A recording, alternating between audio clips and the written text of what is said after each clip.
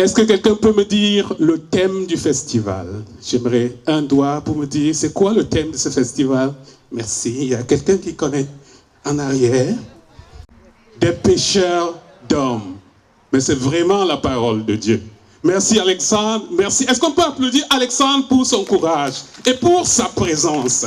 Et la personne que je vais présenter, qui va venir ici, va nous conduire vers le premier thème de la journée, qui est « Avec Jésus, avançons vers les autres ». Vous savez que notre Dieu n'est pas un Dieu chiche, c'est un Dieu qui partage. Alors, je vais inviter sans plus attendre celle qui prend une démarche majestueuse, qui monte sur scène avec moi. Je vous demande d'acclamer et d'applaudir Marie-Éphèse Jean. Merci.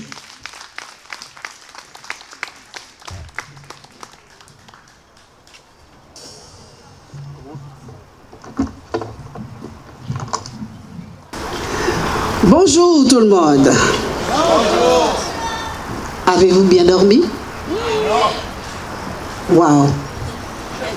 Le Seigneur va régler ça. Et ce matin, est-ce que vous allez bien? Alors disons merci à Jésus qui nous a réveillés tous pour nous emmener ici, dans ce paradis terrestre, au festival de la parole de Dieu.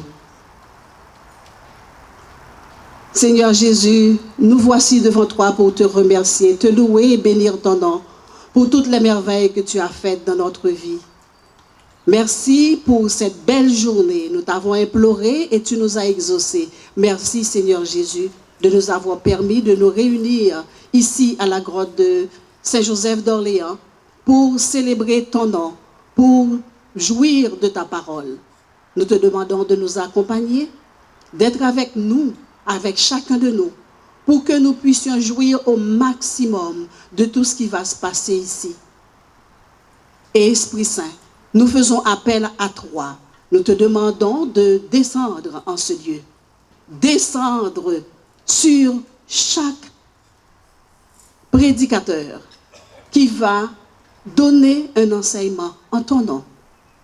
Nous te demandons aussi de bénir et d'assister tous les groupes qui vont performer pour la plus grande gloire de ton nom. Nous te remettons la journée, Seigneur.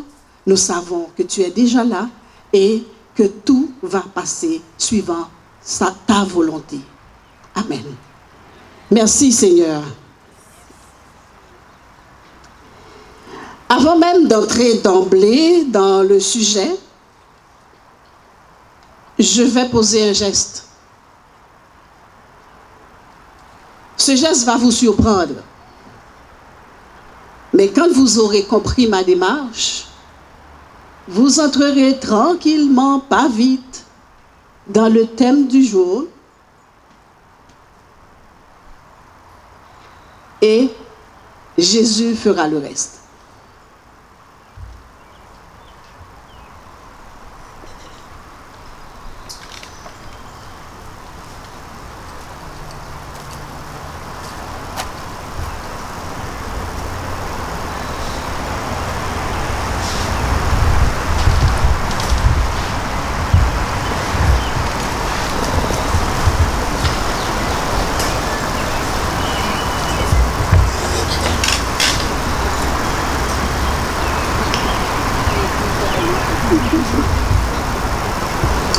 Je viens de regarder vos pieds.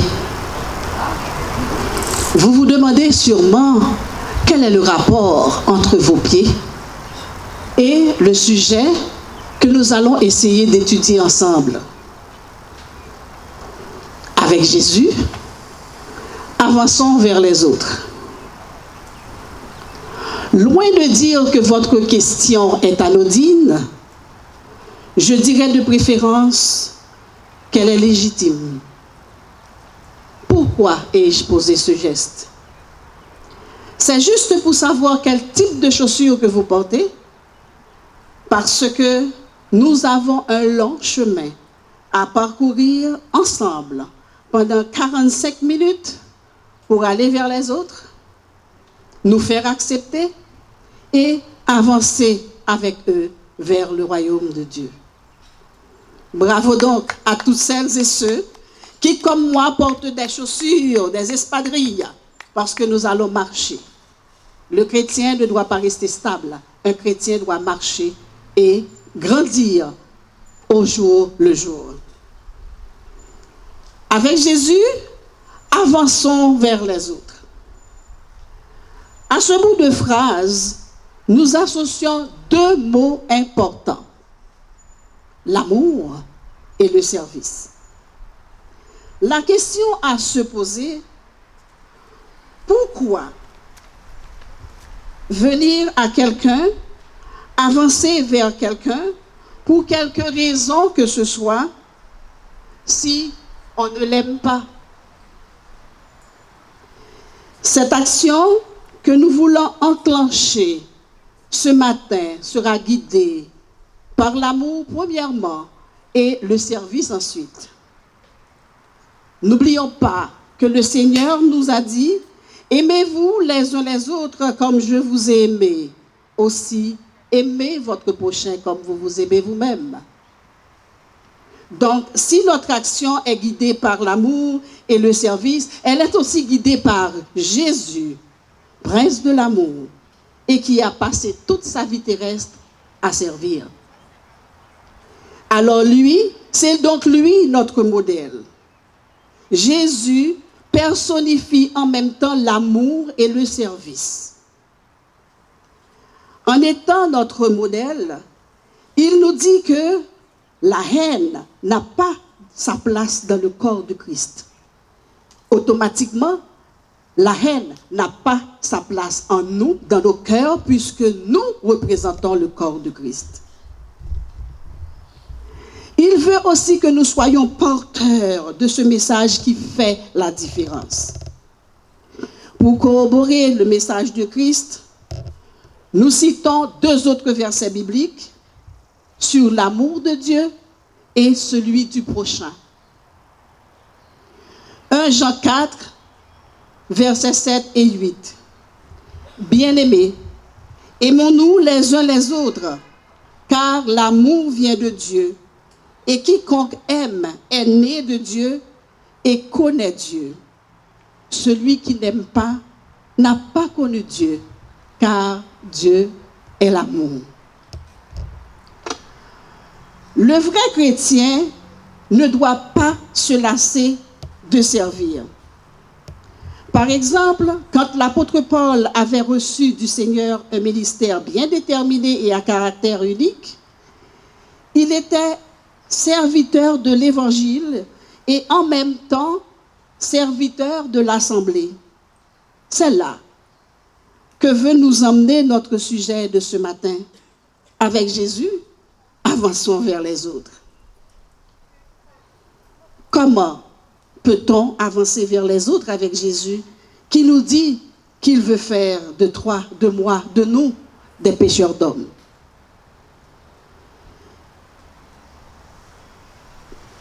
Pour aller vers les autres, nous devons savoir où nous en sommes nous-mêmes d'abord, où j'en suis spirituellement, avant d'aller vers quelqu'un d'autre. Et pour ce faire, nous avons plusieurs questions à nous poser. Suis-je une chrétienne authentique? C'est-à-dire, suis-je seulement une chrétienne du dimanche? Ou une personne engagée dans la foi en Jésus-Christ se manifeste tous les jours par un amour sincère pour les autres et pour Dieu, ainsi que par une volonté de vivre selon les enseignements de la Bible? Ai-je changé de comportement? Je ne dois plus être la même personne, je dois naître de nouveau. Bien entendu, avec l'aide de mon Sauveur. Devenir une meilleure personne pour nos sœurs et frères et une meilleure servante pour Dieu ne peut être facile sans l'aide du Christ. Est-ce que ma conversion spirituelle est entière? complète. Ai-je consenti une conversion spirituelle qui implique un changement fondamental et durable dans ma manière d'être, de penser, de vivre et d'aimer mes sœurs et frères. Un changement centré sur Jésus et son évangile. Une motivation accrue à vivre selon les Écritures. Est-ce que je lis ma Bible quotidiennement pour bien comprendre ce que le Seigneur attend de moi? Car dans la Bible, tout y est pour nous rendre meilleurs. Me suis-je donné entièrement à Christ et à lui seul? Est-ce que je continue de nourrir ma foi journellement? Cette foi est-elle active? Est-elle grandissante? Est-ce que mon repentir est sincère? Mon obéissance au commandement divin et ma transformation intérieure sont-elles profondes? Est-ce que je laisse libre cours au Saint-Esprit dans ma vie pour faire cette transformation? Quelles sont mes valeurs en tant que chrétienne? Est-ce que l'amour, le respect, la dignité de la personne humaine, l'espérance, la joie, la paix, la justice, ces valeurs basées sur les enseignements de Jésus-Christ sont-elles primordiales dans ma vie de tous les jours et visent-elles à transformer la vie des individus autour de moi pour construire un monde meilleur? Y a-t-il une évolution dans mes relations avec autrui? Est-ce que je vois le Christ en eux? Si je vois le Christ dans mes frères et sœurs, alors je les aime, je les respecte. Et c'est très bon pour mon avancement spirituel. Où suis-je dans ma relation interpersonnelle avec Christ? La prière, la lecture de la Bible, la participation au sacrement, mon engagement envers les autres, ma croissance dans la vertu, notamment l'amour du prochain et de Dieu, sont-ils constants, fréquents dans ma vie quotidienne? Est-ce que je cherche à développer une relation saine avec le Christ qui se manifeste par un désir croissant de lui plaire, une sensibilité à sa présence dans ma vie et un engagement à éviter le péché de toutes mes forces? Pour ainsi dire, je dois comprendre la conversion comme un processus continu de croissance spirituelle et de rapprochement vers Jésus. La conversion n'est pas nécessairement une fin, mais un moyen pour marcher sur les pas du Christ. Je dois nourrir ma foi par la prière régulière, l'étude des Saintes Écritures, la participation aux activités de ma communauté, la pratique de la miséricorde et de la gratitude autant que faire se peut. Il est également important de faire confiance à Dieu, même dans les moments difficiles, et de chercher à comprendre sa volonté, ce qu'il attend de moi. N'oublions pas que là, nous sommes en train de nous évaluer spirituellement avant d'aller vers les autres. Je poursuis. La conversion spirituelle n'est pas une destination, mais un voyage. Il est important de se rappeler que la croissance spirituelle est un processus continu avec ses moments de joie, de doute, de découverte, aussi de force et de faiblesse. Il arrivera parfois que nos péchés nous poussent loin de Dieu, que nous ne nous sentons pas entièrement convertis. Ne vous inquiétez pas. Le plus important est de continuer à prier et à prier sans cesse, à explorer, à apprendre et à nous rapprocher de notre propre vérité spirituelle. Nous devons aussi bien nous connaître et pour ce faire, nous interroger sur nos forces et nos faiblesses, nos objectifs et nos valeurs, nos passions et nos centres d'intérêt, nos rêves et nos peurs, ainsi que nos relations avec les autres et nos croyances des valeurs, c'est-à-dire l'ensemble des croyances et valeurs fondamentales que la Bible véhicule pour le christianisme, valeurs et croyances centrées sur Dieu, sur Jésus-Christ, sur l'amour du prochain.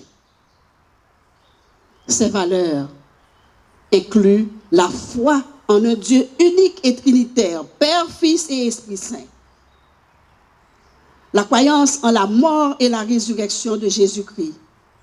L'importance de l'amour, du pardon, de la justice et de la paix. Les questions peuvent également porter sur les aspects de notre passé qui nous ont marqués, les souvenirs, les pensées qui nous tiennent à cœur, qui ont transformé nos vies. Il y va sans dire que nous devons maîtriser nos pensées. N'oubliez pas, il nous faut maîtriser nos pensées. Si nous parvenons à nous nourrir de certaines pensées, positives ou négatives, trop longtemps, nous finirons par passer à l'action, car on dit souvent que si nous semons une pensée, nous récolterons une action. Si nous semons une action, nous récolterons une habitude. Si nous semons une habitude, nous récolterons un caractère. Et si nous semons un caractère, nous récolterons une destinée. En un mot, toi, moi, nous sommes responsables de nos pensées, puisque nous en avons la maîtrise. Alors, nourrissons-nous en permanence de pensées positives, de pensées constructives. En résumé, la conversion spirituelle est un processus personnel et unique. La conversion spirituelle est un processus personnel et unique. Il faut le vouloir. Personne ne peut vous forcer. Si nous avançons vers les autres avec assurance et succès, il était pourtant pour nous de nous concentrer sur notre propre voyage d'abord, et c'est ce que nous sommes en train de faire là. De rester ouvert au changement, de continuer à explorer les richesses de la vie spirituelle avant de nous tourner vers les autres. Le nom si grand, si beau et si puissant de Jésus-Christ devient synonyme d'amour et de service. Le Seigneur a lui-même donné plusieurs exemples de service en s'avançant vers toi, vers moi, vers nous, en la personne de Jésus-Christ. Pour être plus proche de nous, le Seigneur a envoyé son Fils unique sur terre, mourir et ressusciter pour donner à toi, à moi, la vie éternelle. En venant ici-bas, Jésus a voulu nous servir de modèle de service. Pour nous donner l'exemple, il a lui-même mené une vie de service. C'est ça, le chrétien. C'est ça. Quelqu'un qui suit Jésus est un chrétien, c'est un partisan de Christ. C'est ça notre but, le service. Jésus, notre Sauveur, notre Libérateur, notre Rédempteur, est l'exemple parfait de service. Il a clairement expliqué qu'il n'était pas venu sur terre pour être servi, mais pour servir et donner sa vie en rançon. Pour toi, pour moi. Matthieu 20, 28. Jésus-Christ nous aime tous plus que nous ne pouvons le comprendre. Tout ce qu'il a fait ici-bas ne représente rien par rapport à l'amour incommensurable qu'il témoigne à chacun de nous. Aujourd'hui, à ce moment précis, Jésus nous appelle à aimer et à servir les autres. Il nous donne une clé toute simple. Si nous voulons être grands dans son royaume et avoir une vie bénie ici-bas, il faut servir les autres en tout temps. En prononçant le mot service, Jésus n'a pas voulu parler d'une aide ponctuelle, non. Mais il voulait que nous développions une habitude. Servir les autres doit devenir un style de vie à adopter. En tant que chrétien, le service doit être une deuxième nature chez nous. Car au cours de son passage sur terre, Jésus nous a enseigné que l'amour de Dieu et celui du prochain sont indissociables. Le service désintéressé et l'humilité sont des clés, tandis que l'amour, la foi, l'obéissance sont des caractéristiques valorisées par Dieu. Donc, l'amour et le service marchent de pair. En effet, il est clair que nous ne pouvons pas dire que nous aimons Dieu, que nous ne voyons pas, si on ne s'aime pas, on n'aime pas le chrétien que nous côtoyons tous les jours. 1 Jean 4, verset 20.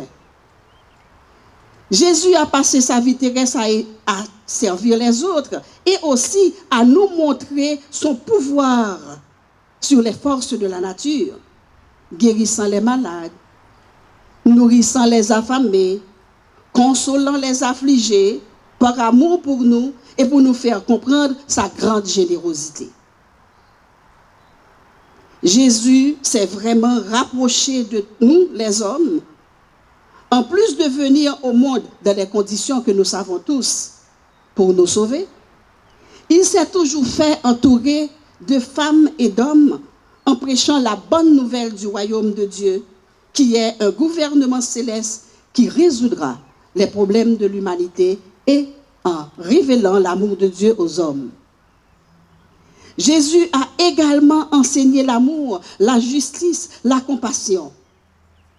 Il a montré l'importance de se repentir sincèrement et de suivre ses enseignements. Et ceci, que celles et ceux qui le suivaient à l'époque le comprenaient ou pas.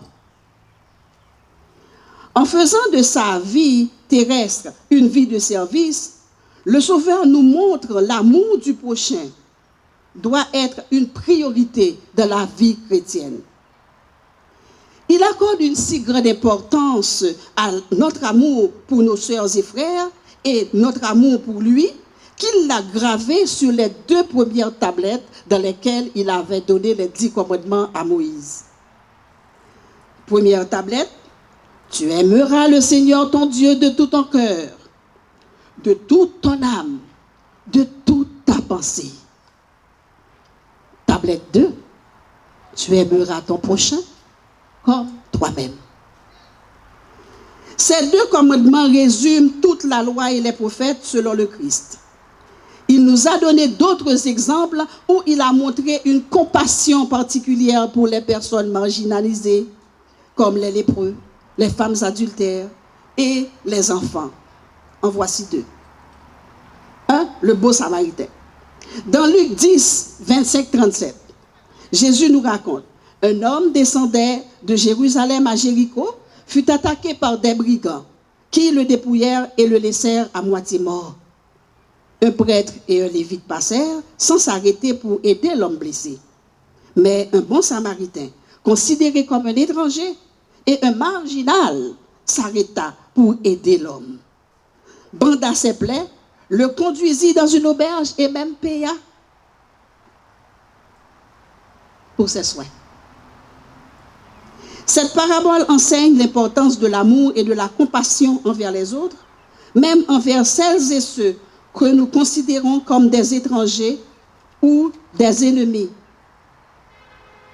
Jésus utilise cette histoire pour montrer que l'amour du prochain est celui, et que le prochain alors est celui qui a besoin d'aide et que nous devons tous faire preuve de bonté et de générosité les uns envers les autres. Car entre nous chrétiens, il ne devrait pas avoir de barrière.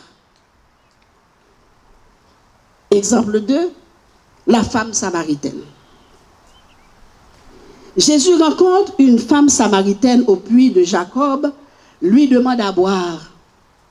La femme est surprise qu'un juif lui adresse la parole, car, comme nous le savons, à l'époque, il n'y avait pas de relation entre juifs et samaritains. Jésus lui propose de l'eau vive qui représente une révélation divine et la vie éternelle. La femme et Jésus se mettaient à discuter, à parler et de la différence entre la pratique religieuse des Juifs et des Samaritains. Au cours de la conversation, Jésus révèle à cette femme qu'il est le Messie attendu par les Samaritains. La femme, quand elle retourne à la ville, parle de Jésus aux habitants qui viennent le rencontrer. Beaucoup de Samaritains croient en Jésus grâce à la parole de la femme et de son témoignage personnel. Cette histoire nous montre quoi? Que Jésus est prêt à parler et à partager son message avec tout le monde, même avec celles et ceux qui sont considérés comme des marginaux ou des exclus. Sommes-nous prêts à faire autant? Sommes-nous prêts à briser toutes les barrières entre nous chrétiens? Elle souligne également l'importance de la foi personnelle et de la rencontre directe avec Dieu. Jésus a brisé les barrières lui-même, les barrières culturelles et sociales, pour parler à cette femme samaritaine et lui offrir de l'eau vive.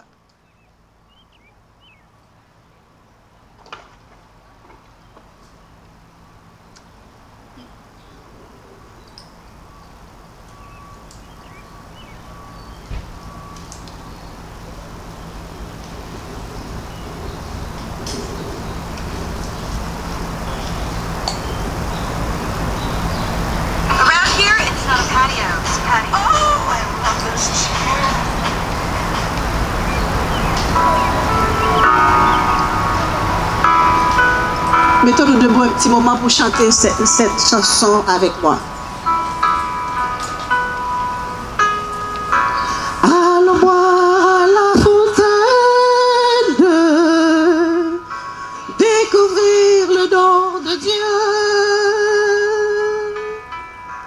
Allons boire à la fontaine, découvrir le don de Dieu. Il est là pour la rencontre. Serons-nous au rendez-vous? Allons boire à la fontaine, découvrir le don de Dieu. Allons boire à la fontaine,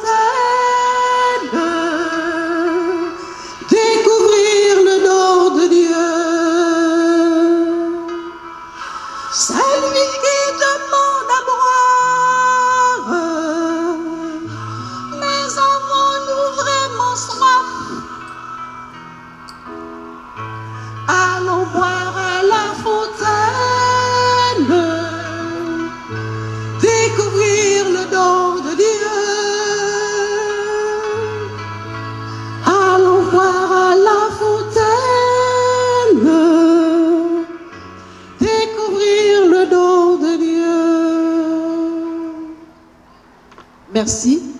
Rasseyez-vous. Comment avançons-nous vers les autres? Pour avancer vers les autres, Jésus, notre Sauveur, notre Libérateur, notre Rédempteur, nous demande une faveur. Jésus nous demande une faveur pour avancer vers les autres. Laissez votre zone de confort. Exposez-vous volontairement à de nouvelles situations, des situations parfois inconnues et même inconfortables. Cela implique simplement le dépassement de ses peurs, de ses limites et de ses limites habituelles, de ses préjugés pour aller vers les autres avec amour, compassion, même si cela est parfois pénible. Nous avons besoin de comprendre leur verbal et leur non-verbal, leurs sentiments, c'est-à-dire nous oublier nous pour nous concentrer sur l'autre et montrer de l'empathie. Il nous invite à être des artisans de paix, de réconciliation et d'amour en nous engageant auprès de ceux qui sont différents de nous pour les aider, les assister humblement. Qu'est-ce que cela sert? À quoi cela sert-il que j'aide quelqu'un qui n'a même pas besoin de mon aide? Non. Il nous demande un dépassement de soi pour aller vers celui qui est différent de nous. Cela nous amènera à créer des relations solides avec eux, établir une relation de confiance pour pouvoir avancer avec eux sur le chemin du salut. Aussi, nous devons être présents et nous rendre disponibles. Vous voyez, Jésus nous appelle ce matin et nous envoie à la pêche. Pas seulement moi, hein. Il nous envoie tous à la pêche. Non pas pour lui emmener des poissons, mais pour lui emmener des femmes et des hommes de bonne volonté qui veulent le suivre. Il ne nous demande pas de leur montrer le chemin, mais il nous ordonne de marcher avec eux, d'avancer avec eux, afin que comme nous, qui le servons, ceux qui ne le servent pas, deviennent sous la mouvance du Saint-Esprit, eux aussi des pécheurs d'hommes. Oui, Jésus veut nous enseigner à pécher. Si nous voulons être des pécheurs d'hommes, nous devons disposer du temps et de la patience. Du temps pour leur parler, de la patience pour les écouter, car c'est dans une atmosphère d'échange que nous pouvons créer la confiance et une fois qu'ils croient en nous, que notre vis-à-vis croit en nous, ils nous donneront leur main pour avancer avec eux. Il faut la confiance. Jésus fait la conversation, il parle de lui pour se faire connaître et accepter. Car comprenez bien, hein, pourquoi quelqu'un qui ne me connaît pas voudrait-il m'écouter jusqu'à me donner sa main pour avancer avec lui? Donc, pour avancer avec quelqu'un, je dois me faire connaître par lui d'abord. Je dois lui parler de mes capacités sans me vanter et dialoguer avec lui dans la plus grande transparence. Ce n'est pas toujours que nous aurons les réponses, les bonnes réponses aux questions. Mais ne mentons pas. Ne devinons pas. Car mentir et se faire découvrir par le vis-à-vis, c'est se faire méfier, détester et même abandonner. Et même mépriser. Alors agissons avec humilité dans la plus grande transparence et admettons que nous ne savons pas tout. Que nous ferons des recherches pour venir avec la bonne réponse ou encore référer à quelqu'un qui connaît la réponse ou qui connaît encore mieux que nous. C'est une preuve d'humilité qui impressionnera et nous fera gagner la sympathie de nos interlocuteurs. Que faire pour avancer vers les autres avec précision et succès? En effet, il nous faut sortir de notre zone de confort. En tant que chrétiens, nous devons essayer le plus possible de méditer sur notre comportement envers les autres, méditer sur la parole de Dieu et méditer sur les voies que nous emprunterons pour arriver vers les autres. Une méditation peut nous faire cultiver la compassion, l'empathie et la confiance en soi. Elle peut être pratiquée en visualisant des moments de connexion, en reconnaissant les blocages et en se concentrant sur la gratitude envers les autres. Pratiquons régulièrement la méditation pour renforcer notre capacité à sortir de notre zone de confort. Pour aller vers les autres, en utilisant l'écoute active et l'empathie. N'oubliez pas, l'empathie. En comprenant les besoins des autres, en offrant notre aide et notre support, en étant aussi présents pour eux dans les moments difficiles. En étant avec les autres, pratiquons l'écoute active, car l'écoute spirituelle, clé du mentorat spirituel, n'aide pas seulement les autres. Une bénédiction réciproque découlera d'une écoute profonde du cœur. Ceux qui écoutent vraiment voient leur propre cœur s'éveiller dans l'écoute active de l'autre. Et il faut prendre du temps pour écouter, pour savoir où nous orienter.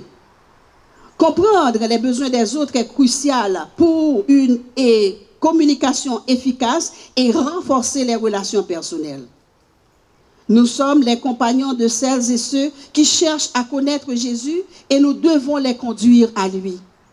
Cela implique d'être présent, d'être attentif aux signaux verbaux et non verbaux et de faire preuve d'empathie pour comprendre le point de vue de l'autre.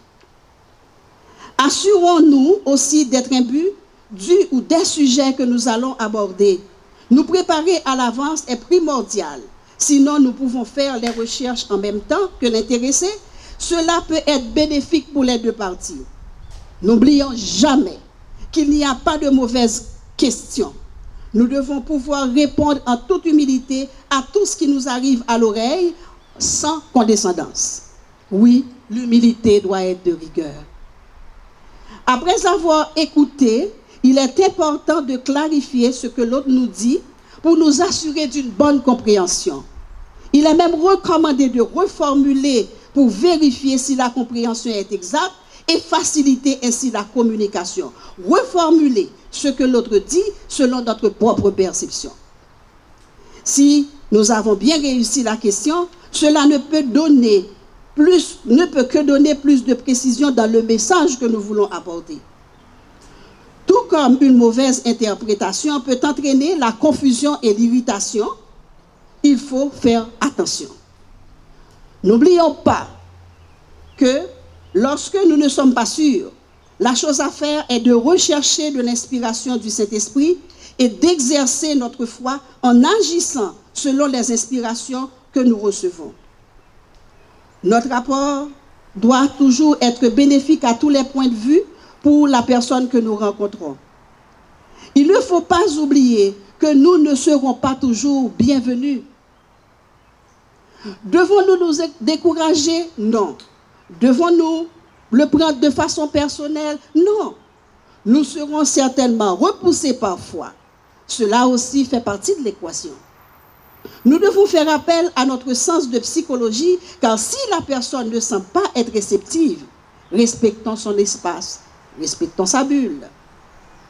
Nous pouvons lui demander si elle ne se sent pas disposée à avoir la rencontre maintenant. Si la réponse est oui, à ce moment, proposons une nouvelle rencontre et choisissons immédiatement une nouvelle date. Ensuite, prions, méditons et envoyons-lui des pensées positives. Aussi, il est parfois nécessaire de lâcher prise et laisser la personne suivre son propre chemin. Il ne faut surtout pas nous imposer, ni forcer à personne à nous recevoir, à nous écouter. L'important est de respecter la liberté et les choix de la personne tout en continuant à lui offrir notre amour, notre soutien de manière respectueuse et à prier pour elle. Ainsi, il y a beaucoup plus de chances que la personne nous revienne. Songeons que Jésus n'a pas toujours été bien reçu ici-bas. S'était-il découragé? Non. Jésus avait un plan, il avait un but, il avait un objectif à suivre, à atteindre. Voilà pourquoi, en persévérant, il a persévéré même dans la souffrance. Voilà pourquoi il a persévéré même dans la souffrance. En persévérant malgré les difficultés rencontrées, nous faisons appel à une foi, nous faisons preuve alors d'une foi grandissante qui ne peut que plaire à Jésus et nous préparer à rebondir, car il n'est pas donné à tous de pouvoir faire face aux difficultés avec sérénité. Souvent, faire face aux épreuves, beaucoup ne savent pas quoi faire, quoi dire. faisons appel à l'Esprit du Christ qui est en nous et demandons-lui d'agir à notre place. Merci.